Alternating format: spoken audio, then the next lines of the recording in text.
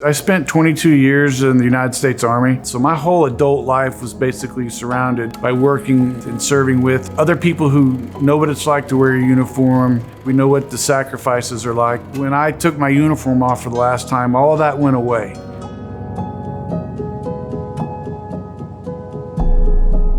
Joined the Army when I was 19 years old, deployed 3 times, ended up getting injured after my last deployment. I had some pretty significant spine and spinal cord trauma. I had gone paralyzed for a little while. I was in a wheelchair. I had to learn how to walk again. And that really was a rough period of time for me, emotionally and physically. My military career ended because of that. One of the things that I experienced the most after I hung my uniform up was just an incredible sense of loneliness. I wasn't prepared for that. I know people had told me to kind of expect that. I didn't think that was going to apply to me, but it did. The civilian population, sometimes it's hard for them to relate to the veteran. As such, it's hard for the veteran to relate to them. I had my own journey and my own struggles with anxiety, depression, and substance abuse. I needed to go and get help for that. We use the programs and platforms as a means for unconventional therapy for veterans reacclimating into their communities.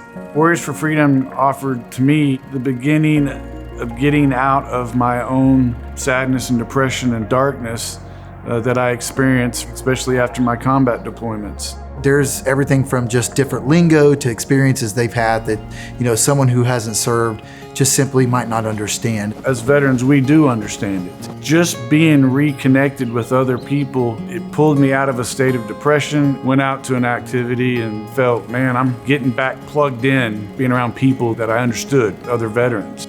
Not only was the programs doing something for me, but I was actually able to help the next guy or gal that were experiencing some of the same things that myself and many others did.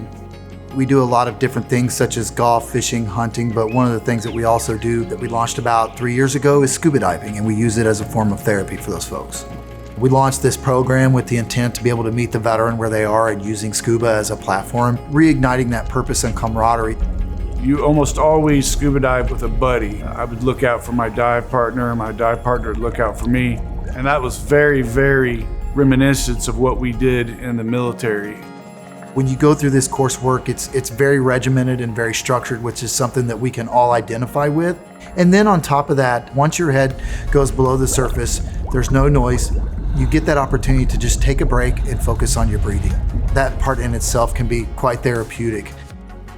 Having served my country in the United States Air Force, and unfortunately having seen some of the things that some of these folks have gone through, it's an opportunity for me to give back.